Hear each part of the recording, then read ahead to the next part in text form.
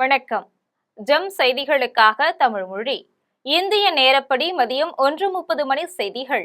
முதலில் ஜெம் தலைப்புச் செய்திகளை காணலாம்.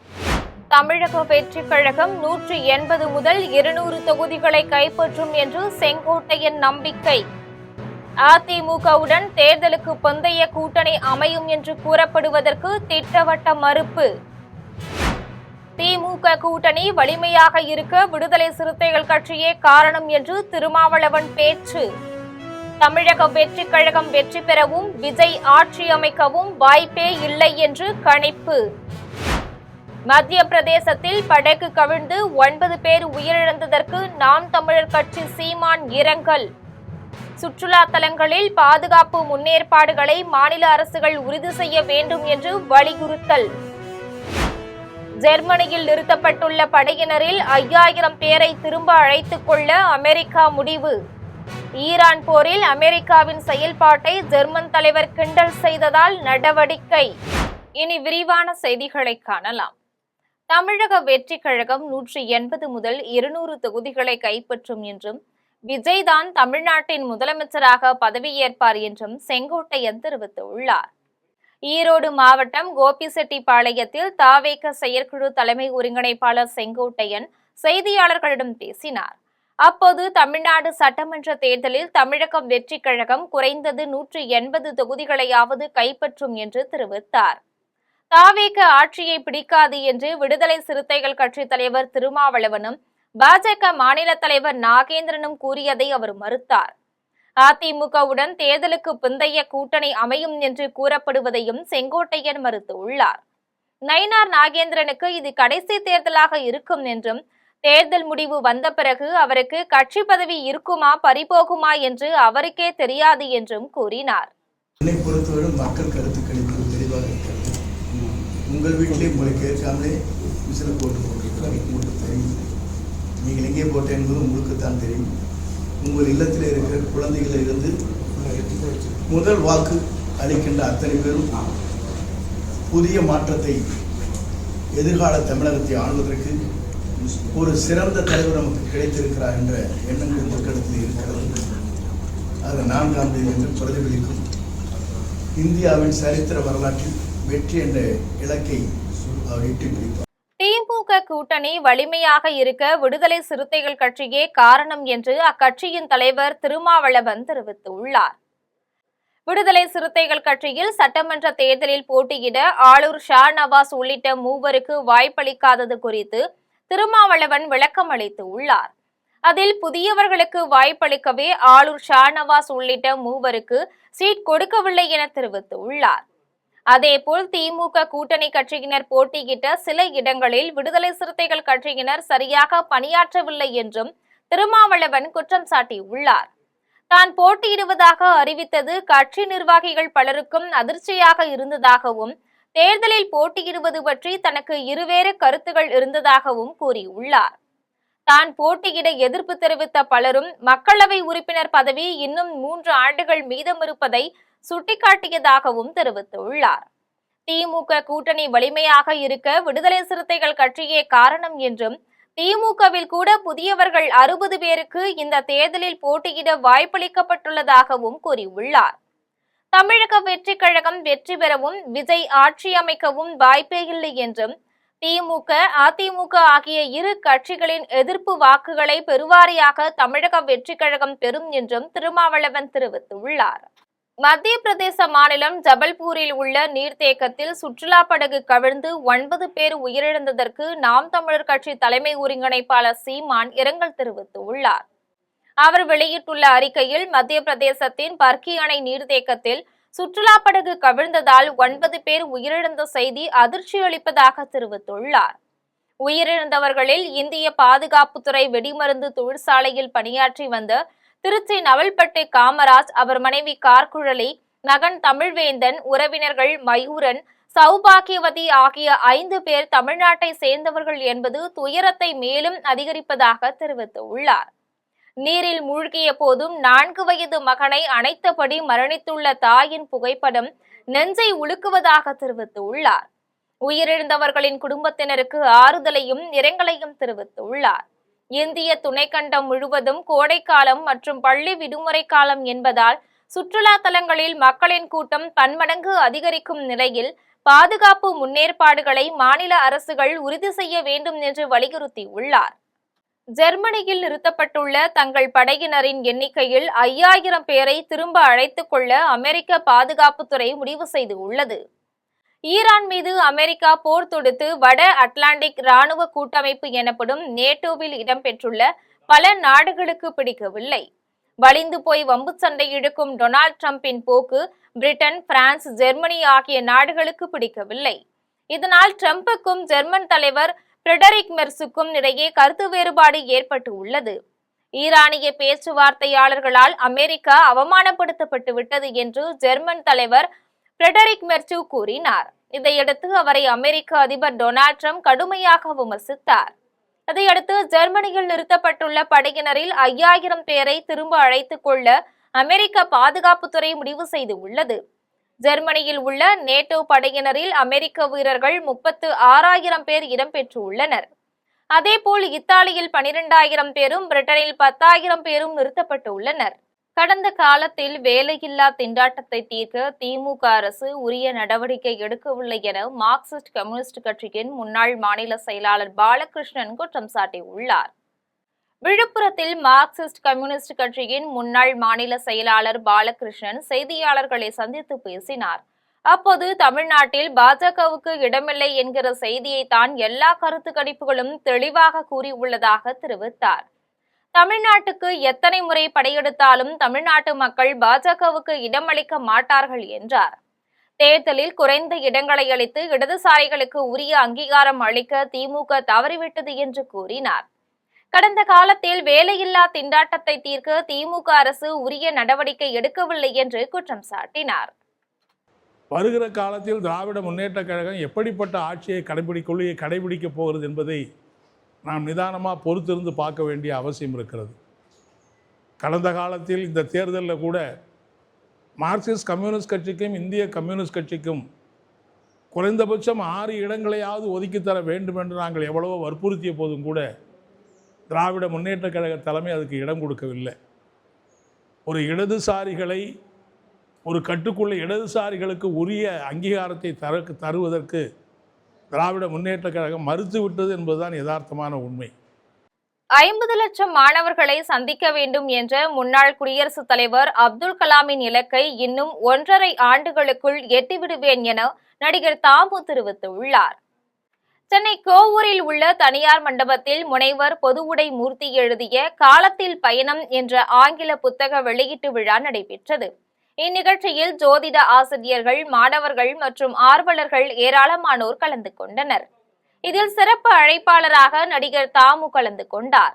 இதன் பின்னர் நடிகர் தாமு செய்தியாளர்களை சந்தித்து பேசிய போது 50 லட்சம் மாணவர்களை சந்திக்க வேண்டும் என்ற முன்னாள் குடியரசுத் தலைவர் அப்துல் கலாமின் இலக்கை இன்னும் 1.5 ஆண்டுகளுக்குள் எட்டிவிடுவேன் என்றும் தெரிவித்தார். மேலும் தமிழக அரசின் பாடத்திட்டத்தில் மாணவர்கள் எளிதில் புரிந்து கொள்ளும் வகையில் கற்பித்தல் முறையில் மாற்றங்கள் தேவை என்றும் குறிப்பிட்டார். உழைப்பாளியாக இருக்கிறோம் என்று காட்டிக்கொள்ளும் முயற்சியில் உடலுக்கு தீங்கு விளைவிக்கும் பழக்கங்களை தவிர்க்க வேண்டும் என்று வலியுறுத்தினார். இதையடுத்து முனைவர் பொதுவுடை மூர்த்தி செய்தியாளர்களை சந்தித்து பேசிய போது 2027ஆம் ஆண்டு தமிழ்நாட்டில் அரசியல் மாற்றம் ஏற்படும் என்று தெரிவித்தார். என்னோட பயணம் போனோம், அதாவது கலாம் சாருடைய இந்த கட்டளை 10 கல்வி கட்டளையை கொண்டு போனோம். 35 லட்சம் மாணவர்களை சந்திச்சிட்டேன். இன்னும் ஒரு 15 லட்சம் மாணவர்கள் இருக்காங்க. அது அப்படியே போயிட்டு இருக்கு. அது முடிஞ்சிடும், இன்னும் ஒரு 1.5 வருஷத்துல முடிஞ்சிடும். பாடத்திட்டங்கள் இப்ப தமிழகத்துல பாடத்திட்டங்கள் எப்படி இருக்கு? சர்வதேச லெவலுக்கு மாணவர்களை தயார்படுத்தணும்னா என்ன பண்ணணும்? இல்ல, சர்வதேச லெவலுக்குலாம் போக வேண்டாம், நம்ம இந்திய தேச லெவல்ல இருந்தாலே போதும். அதுவே நல்லா இருக்கு. பாடத்திட்டம் நல்லா தான் இருக்குது. பாடம் பசங்க கிரகித்துக் கொள்ளுகின்ற முறையும்.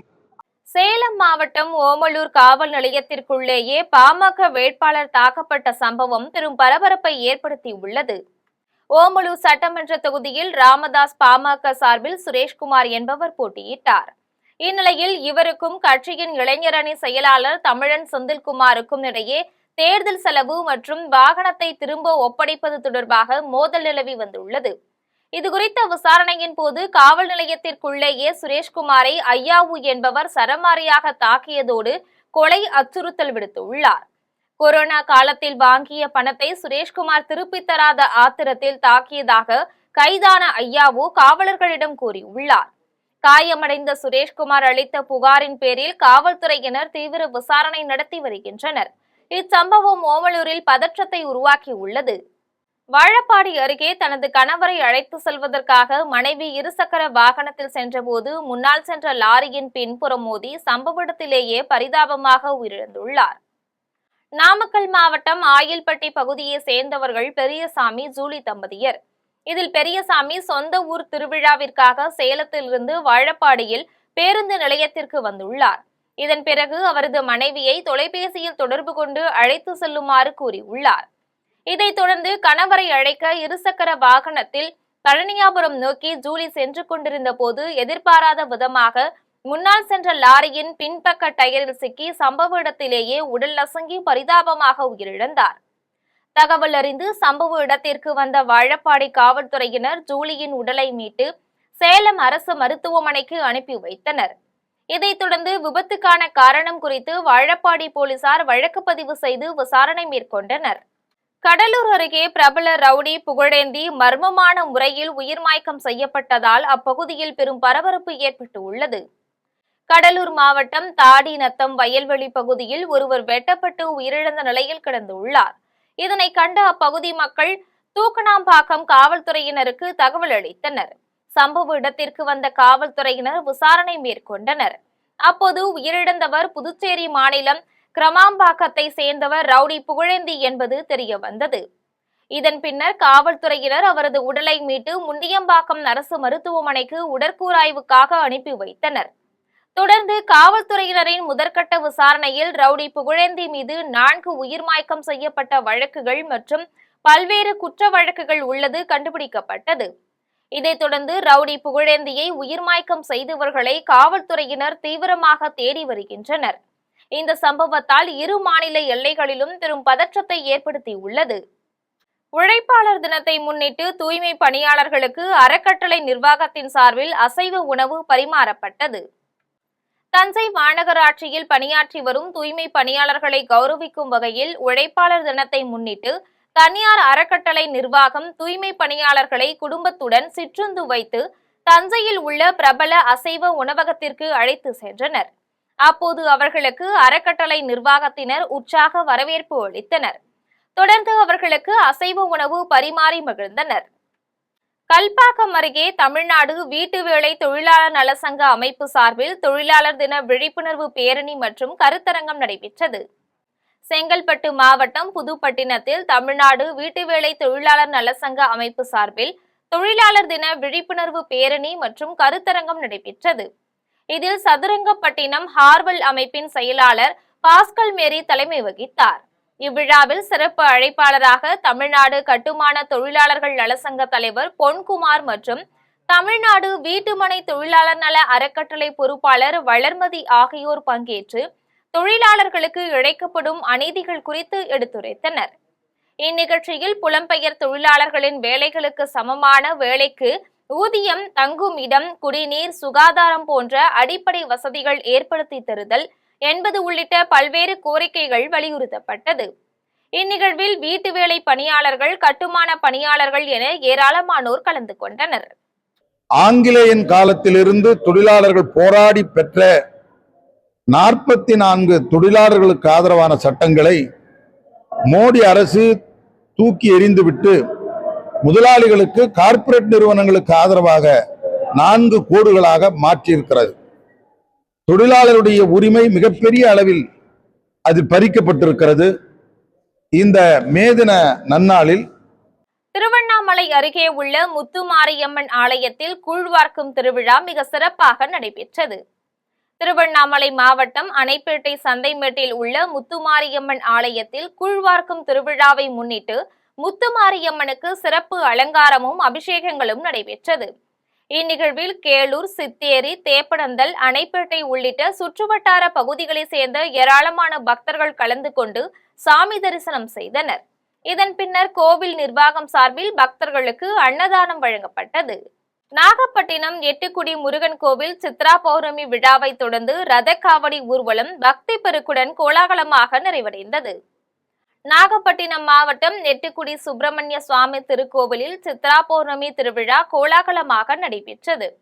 கடந்த ஏப்ரல் 22ஆம் தேதி கொடியேற்றத்துடன் துவங்கிய பெருவிழாவின் முக்கிய நிகழ்வான தேரோட்டத்தை தொடர்ந்து 56 மணி நேர இடைவிடாத பாலாபிஷேகம் நடைபெற்று வருகிறது.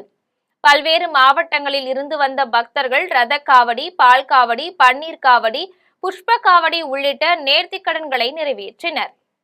வலிவலம் வெள்ளை விநாயகர் கோவிலில் இருந்து தொடங்கிய ரதக்காவடி ஊர்வலம் கொளப்பாடு, பையூர், திருக்குவளை உள்ளிட்ட பகுதிகள் வழியாக சென்று எட்டுக்குடி முருகன் கோவிலை சென்றடைந்தது.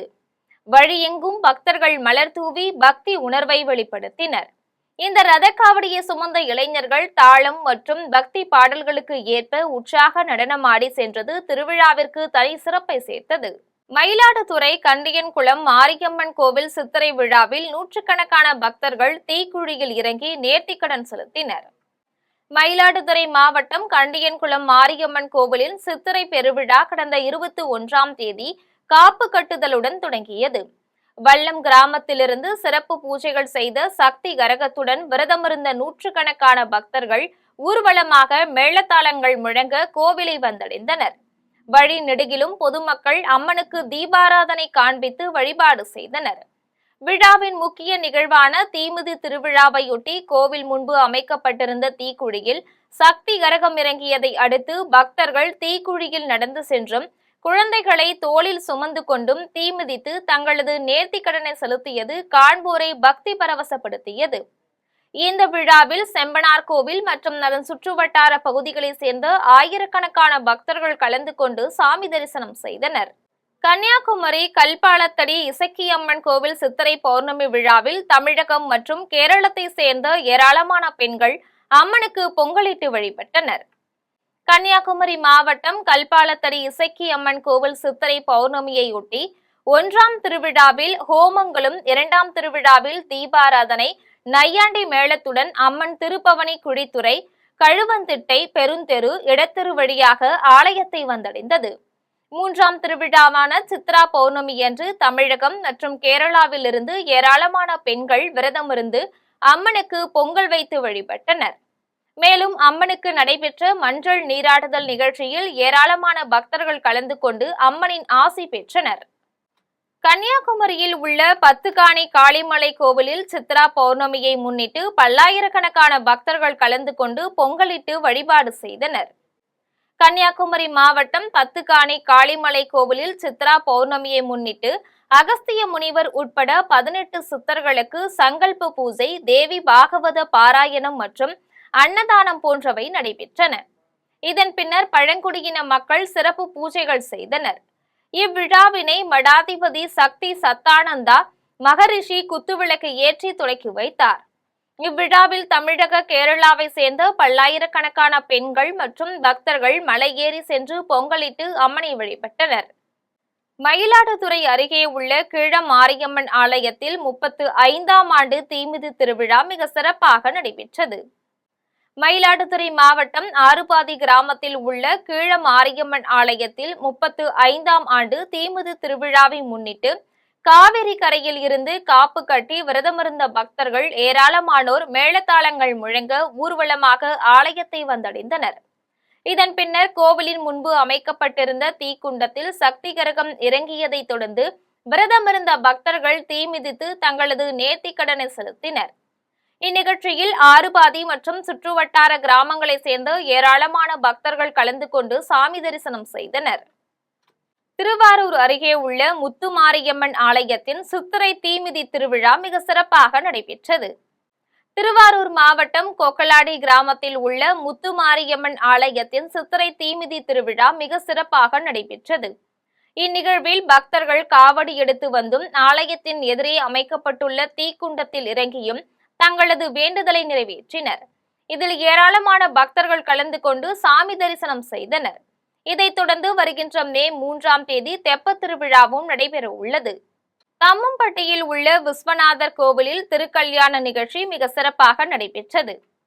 சேலம் மாவட்டம் தம்மம்பட்டியில் உள்ள விஸ்வநாதர் கோவிலில் திருக்கல்யாண வைபோக விழாவை முன்னிட்டு வள்ளலார் கோவிலில் இருந்து 20க்கும் மேற்பட்ட சீர்வரிசை தட்டுக்களை கட்டளைதாரர்கள் மேளதாளத்துடன் கோவில் திருமண மண்டபத்திற்கு ஊர்வலமாக கொண்டு வந்தனர்.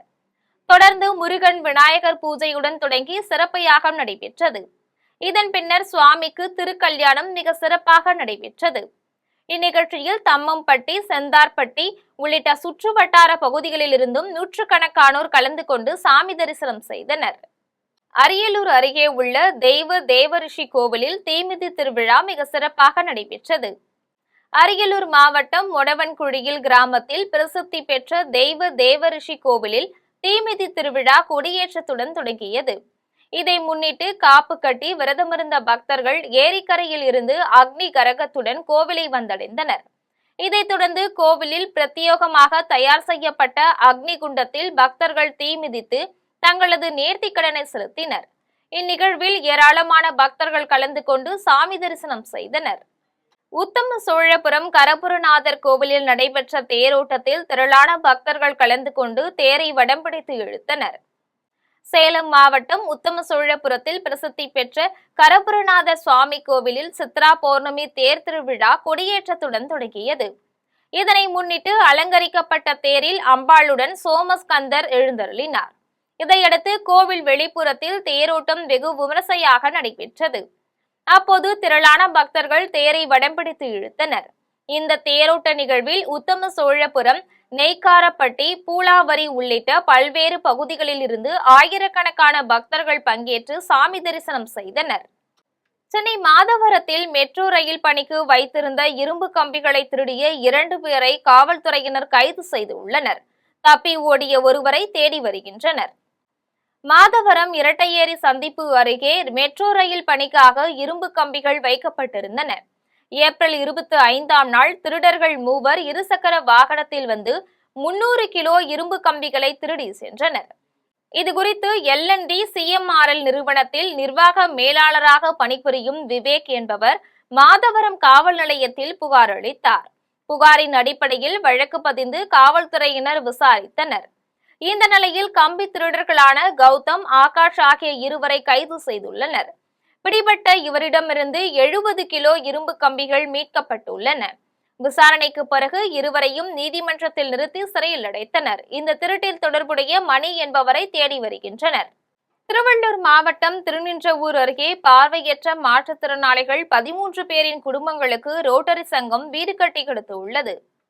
திருநின்றவூர் அடுத்த பாக்கத்தில் பார்வையற்ற மாற்றுத்திறனாளிகள் குடியிருக்க வீடு இல்லாமல் தவித்து வந்தனர்.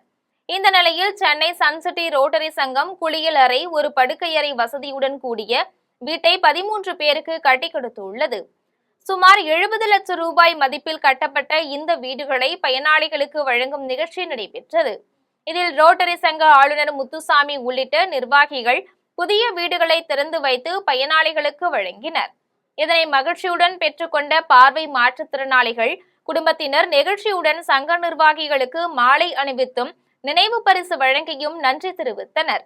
இதுகுறித்து பேசிய ரோட்டரி சங்கத்தினர் இதுபோன்ற மக்களுக்கு மொத்தமாக 300 வீடுகள் கட்டித்தர உள்ளதாகவும் முதற்கட்டமாக 100 வீடுகள் கட்டித்தரும் பணிகள் நடைபெற்று வருவதாகவும் தெரிவித்தனர். கோவை மதுக்கரை போடிப்பாளையத்தில் வீட்டில் காலணி அடிக்கு வைக்கும் இடத்தில் 7 அடி நீள சாரைப்பாம்பு இருந்ததால் குடும்பத்தினர் அச்சமடைந்துள்ளனர். கோவை போடிப்பாளையத்தை சேர்ந்த பிரபு தனது வீட்டின் வெளியே காலணி அடுக்கி வைக்கும் இடத்தில் 7 அடி நீளம் கொண்ட சாரைப்பாம்பு இருப்பதை கண்டு அதிர்ச்சி அடைந்தார். இதுகுறித்து மாலுமிச்சம்பட்டியை சேர்ந்த பாம்பு பிடி வீரர் சுரேந்தருக்கு தகவல் கொடுத்தனர். விரைந்து வந்த சுரேந்தர் பதுங்கி இருந்த பாம்பை பிடித்து சாக்கு பையில் அடைத்தார்.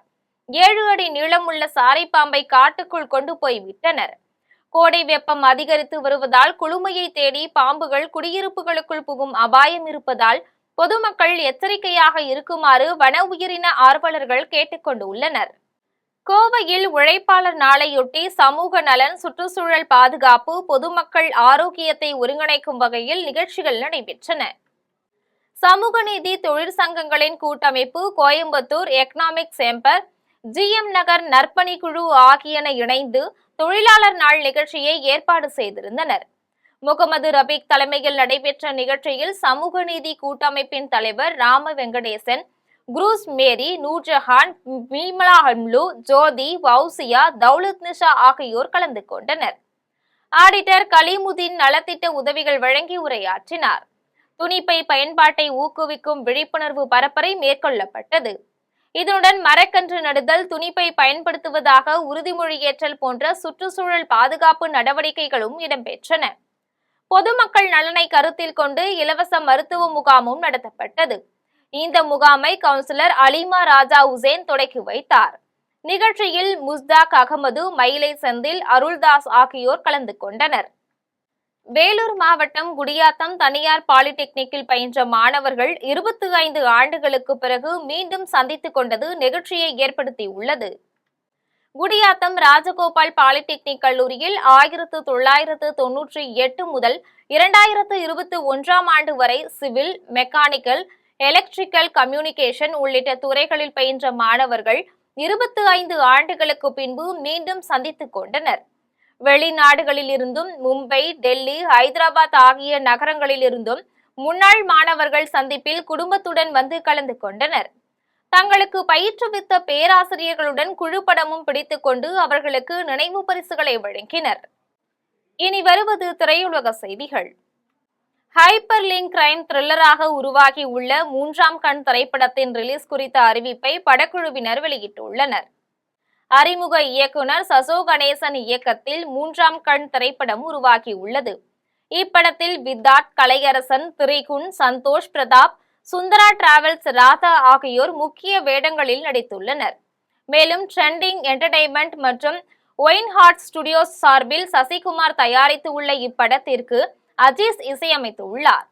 இந்நிலையில் ஹைப்பர் லிங்க் கிரைம் த்ரில்லராக உருவாகி உள்ள 3ஆம் கண் திரைப்படத்தின் ரிலீஸ் குறித்த அறிவிப்பை படக்குழு வெளியிட்டுள்ளது. அதன்படி இந்த மாதத்திற்குள் இப்படம் வெளியாகும் என்று தெரிவித்துள்ளனர். இனி வருவது உலக செய்திகள்.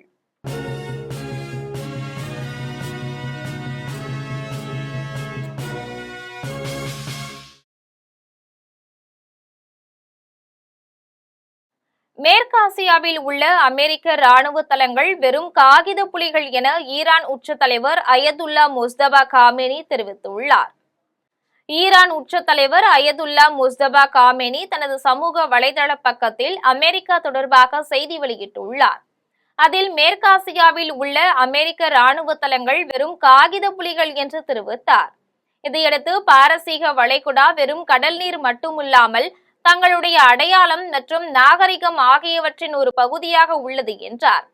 நாடுகளுக்கு இடையே இணைப்பு புள்ளியாக இருப்பதுடன் உலகளாவிய பொருளாதாரத்திற்கான முக்கிய வழியாகவும் அது உள்ளது என்று குறிப்பிட்டுள்ளார். இனி வருவது விளையாட்டு செய்திகள்.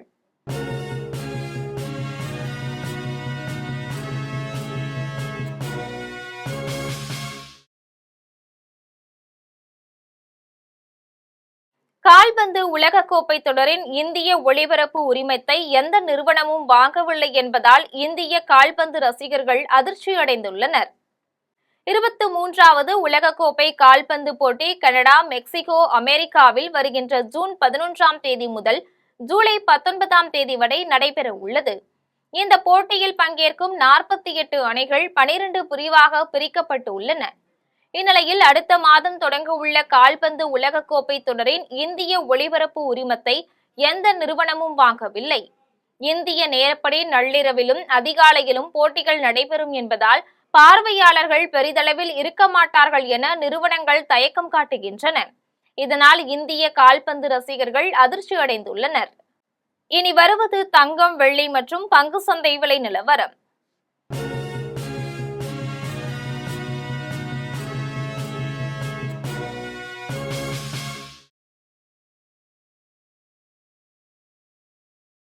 சென்னையில் ஆபரண தங்கம் இன்று 1 சவரன் 1,12,000 ரூபாய்க்கு விற்பனை செய்யப்படுகின்றது. சென்னையில் இன்று ஆபரண தங்கத்தின் விலை கிராமுக்கு 80 ரூபாய் அதிகரித்து 14,000 ரூபாய்க்கு விற்பனை செய்யப்படுகின்றது. மேலும் 1 சவரன் 640 ரூபாய்க்கு அதிகரித்து 1,12,000 ரூபாய்க்கு விற்பனை செய்யப்படுகின்றது. 24 கேரட் தூய தங்கம் 1 சவரன் 1,22,184 ரூபாய்க்கு விற்பனை செய்யப்படுகின்றது. மேலும் 1 கிராம் வெள்ளி 270 ரூபாய்க்கும் 1 கிலோ வெள்ளி 2,70,000 ரூபாய்க்கும் விற்பனை செய்யப்படுகின்றது. மீண்டும் தலைப்புச் செய்திகள். தமிழக வெற்றிக் கழகம் 180 முதல் 200 தொகுதிகளை கைப்பற்றும் என்று செங்கோட்டையன் நம்பிக்கை. அதிமுகவுடன் தேர்தலுக்கு பிந்தைய கூட்டணி அமையும் என்று கூறப்படுவதற்கு திட்டவட்ட மறுப்பு.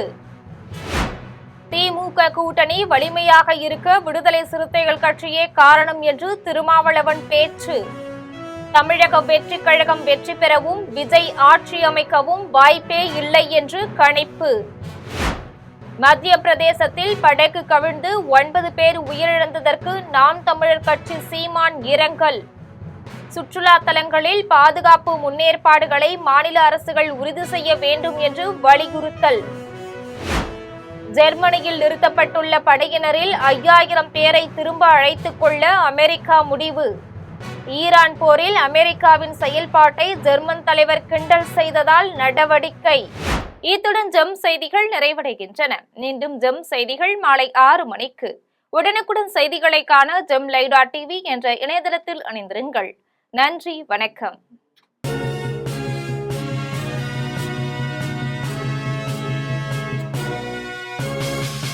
உடனுக்குடன் அப்டேட் தெரிந்து கொள்ள ஜெம் டிவி தமிழ் ஆப்பை இன்ஸ்டால் செய்யவும்.